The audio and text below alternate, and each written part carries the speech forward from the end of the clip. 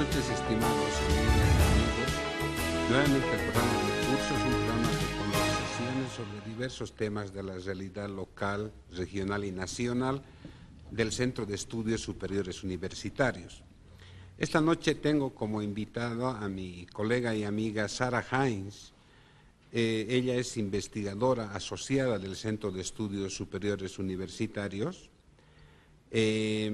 Ella ha terminado su investigación doctoral con el título Dividiendo las aguas, cómo el poder, la propiedad y la protesta transformaron el paisaje acuático de Cochabamba, Bolivia, el periodo de 1879 al 2000. Esta investigación ha sido desarrollada en los últimos 3 años por lo menos. Sobre este trabajo vamos a conversar hoy. La investigación es importante en el contexto de la discusión actual en el Valle de Cochabamba sobre la escasez del agua, sobre sus salidas y alternativas, como el proyecto Misicuni, sobre el cual Sara ha hecho un estudio a profundidad con una mirada más desde la historia social. Ella es en este momento profesora en Estados Unidos, ya en una universidad, nos va a contar sobre ello. Y bueno, vamos a comenzar esta plática. Buenas noches, estimada Sara. Buenas noches. Bueno, tal vez podríamos comenzar con un hito en esta investigación que comienza en 1879 justamente, y es la sequía que se da ese año. Es decir, una sequía, no sé cuán similar a la de este año, pero los efectos que muestran los datos históricos es de que tuvo unos efectos durísimos sobre la gente y los ecosistemas. Entonces, para empezar, nos gustaría que hagas un recuento sobre esta sequía o estos fenómenos de sequía que han sido recurrentes a lo largo de esta historia que has estudiado. Sí, lamentablemente este año nos está mostrando que esta historia es muy relevante, ¿no?, al momento actual. El estudio empieza en 2000, en los años de la década 1870, porque en esa década, como dices, había una sequía bastante fuerte, tal vez la sequía más dura de la historia de Cochabamba, en la cual cientos de personas murieron de enfermedades a raíz de las enfermedades por falta de recursos hídricos y también por la hambruna que causó la sequía. Y en esos años la ciudad era bastante chiquita todavía, pero vieron en las autoridades urbanas la necesidad de expandir las fuentes de agua. Y en esa época la mayoría de las fuentes de agua estaban en manos de los hacendados y en una parte también en las manos de los piqueros, los pequeños productores en el campo. Y tras el tiempo vemos que la ciudad siempre ha tenido que recurrir al campo para expandir sus fuentes de agua. En eso trazo eso en la historia desde esa década hasta la guerra del agua.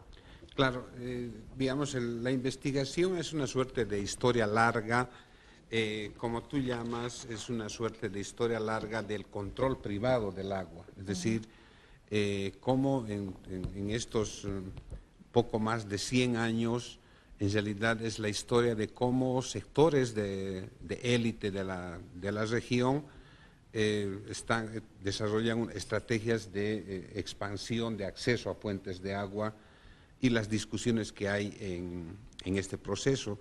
¿Cuál es el argumento que desarrollas en ese sentido, como parte de esta historia larga del acceso al agua? Sí, esa sequía muestra que el control privado de las fuentes de agua ha sido el raíz de las sequías, o sea, de la escasez de agua. En esa sequía de los 1870s, los propietarios grandes, los hacendados, usaban su control sobre el agua para controlar la poca producción que había. y por eso murieron tantas personas. Podrían haber difundido o dado esa producción, aunque sea pequeña, a la población para que no hubiera una hambruna tan fuerte. Y eso desarrolla ese argumento tras el estudio que el control privado de las fuentes de agua ha sido una razón bastante fuerte para la escasez de agua en la ciudad. Al principio los hacendados tuvieron bastante control sobre esas fuentes, pero a la vez vemos tras esos 100 años que las clases populares, tanto en el campo como en la ciudad, han luchado para expandir su control sobre el agua. Especialmente en la época de Revolución Nacional, en los 50, los colonos de las haciendas y los piqueros también, los pequeños propietarios independientes, lucharon para expandir su acceso no solo a la tierra, pero también a las fuentes de agua que los asentados controlaban. Y lograron eso a través de la revolución y la reforma agraria. Esa parte es una parte importante del estudio. Ahora, para tratar de periodizar este tiempo que has estudiado, se podría decir de que, bueno, lo que dice Humberto Solares en algunos de sus textos, como en 1880 es un año clave desde la gestión municipal, porque sería la primera vez o las primeras veces donde se implementa una suerte de autoridad en la ciudad. Hay medidas específicas de, comillas, planificación o de organizar la ciudad, incluido el tema agua. ¿Podrías describir este proceso inicial, digamos, que sería esta primera etapa a partir de 1880? Sí, después de la sequía intentan construir un sistema moderno de suministro de agua en la ciudad, y por eso necesitaban fuentes nuevas y tienen que negociar con los propietarios de agua y empiezan en Arocagua. En la década de 1890 negociaron con una propietaria en Arocagua. Arocagua es salir a Sacaba, ¿no? Ajá. Yeah. Y compraron las vertientes de esta propietaria. Y con esas aguas empiezan a desarrollar un sistema moderno y con nuevas fuentes de agua para la ciudad que en ese entonces estaba creciendo. Entonces, este es un primer intento de organizar el servicio de agua en la ciudad de Cochabamba, esta experiencia. ¿Y existía una empresa de agua como tal que se encargaba de la distribución o cómo? Era un servicio de la prefectura. Hasta el año 1948 o 50. Yeah. Estaba en manos del servicio urbano de la prefectura. ¿Y la prefectura, cuál era el alcance del servicio en ese entonces? ¿Y cuáles eran las características del servicio? Proveían agua más que todo a los barrios del norte de la ciudad. Los barrios del sur siempre reclamaban por fuentes de agua, por servicio del agua. Su alcance era mucho menos en los barrios del sur de la ciudad, que serían ahora los barrios alrededor de la Avenida Roma, un poco más al sur, porque la ciudad era más chiquita todavía. Ya. ¿Y cómo accedían al agua estos sectores populares normalmente? A través de a veces canales de riego o vertientes, pero sus fuentes eran menos seguros, tanto en términos de acceso como de higiene. ¿Y el servicio de alcantarillado, cuál era el estado hasta la década de los 40 más o menos? Esa parte el estudio no alcanza tanto, pero por supuesto es ligado al tema de suministro de agua, y esos proyectos siempre estaban llevando a cabo juntos, pero el tema de alcantarillado era más difícil en los barrios del sur de la ciudad siempre. Y en el tema del riego, ¿cómo estaba organizado el riego en el Valle de Cochabamba? Algunos campesinos, o sea, los piqueros, los productores independientes, algunos tenían fuentes de riego. O sea, podían producir 2 veces al año por un lado por la estación de lluvias y por otro lado por tener fuentes de riego que venían de las lagunas de las alturas de la cordillera. Y tenían ese acceso porque junto con algunos propietarios, algunos hacendados habían hecho represas, habían construido represas en las lagunas de la cordillera, en Lagunmayo, Saitucocha, en esas lagunas alrededor de 1900. Pero no todos tenían ese acceso. Muchos no tenían y a veces tenían que comprar agua de riego de los propietarios grandes, de los hacendados. ¿No había esta organización de mitas en ese entonces todavía? Habían todavía, sí, mitas. Los derechos al agua, en otros términos, eran las mitas, ¿no? Claro, y esto es lo que normalmente operaba. Un sector interesante en el Valle de Cochabamba es la aparición de la emergencia de los piqueros, como un sector de pequeños productores que no están ligados directamente a la hacienda. Se podría decir que tiene un nivel de autonomía en ese sentido. ¿Y cómo resolvían este sector su acceso al agua, o es que trabajaban en general a secano? ¿Cómo negociaban el acceso al agua con la hacienda o con las autoridades con los que eran dueños de las fuentes? Entre los piqueros habían diferencias también de acceso al agua. Unos, como le digo, habían construido con los hacendados represas en las lagunas y por eso tenían acceso a mitas de agua. Pero otros tenían o poco acceso o nada y tenían que comprar agua de riego si podían, o si no, solo podían cosechar una vez al año. Así que esas diferencias de acceso generaban conflictos entre los piqueros y entre ellos mismos y también entre los piqueros y los hacendados. Y ese fue una de las raíces de los conflictos en la revolución, y la época de la revolución y la reforma agraria. ¿En qué sectores estaban principalmente ubicados estos sectores de piqueros? ¿En qué lugares? ¿En qué lugares principalmente, o estaba extendido en todo el valle? Principalmente en los ex pueblos indígenas como El Paso, Tiquipaya,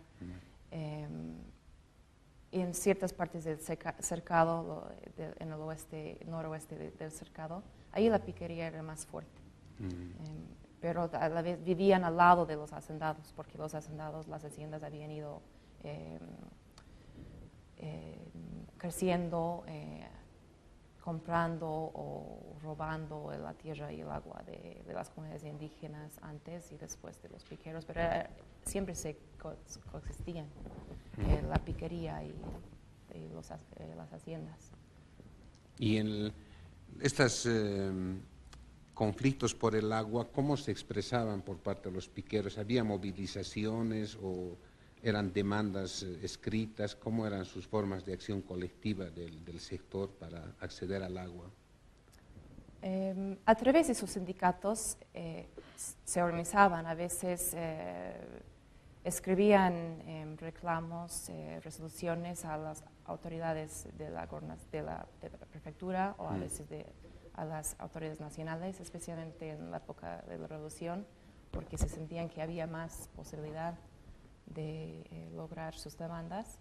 Y el proceso de la reforma agraria era el momento más importante en ese sentido, que tenían la posibilidad de organizarse y entregar demandas formales. Y en esas demandas se ve que estaban pidiendo no solo sus pegujales, sus terrenos y la tierra de los hacendados, pero también fuentes de agua. Y los colonos desempeñaban un rol importante en el desarrollo de los recursos hídricos para el valle, porque ellos habían sido los que con su mano de obra habían construido las represas en las lagunas de las alturas. no eran los hacendados que subían, ¿no?, a construir esas represas o mantener los canales, eran los colonos. Ellos, a través de de la reforma agraria, reclamaban ese labor que habían hecho, y para reclamar control de esas fuentes de agua, reclamar derechos. Y lograron en muchos casos, dependía el caso, pero muchas veces ganaron tierras y fuentes de agua también. En la distribución que se hizo de tierras cuando la reforma agraria, ¿se incluía las fuentes de agua? Sí. ¿Cómo se organizaba esto de la distribución, particularmente entre colonos y piqueros? ¿Hubo conflictos por esa distribución? Había, sí.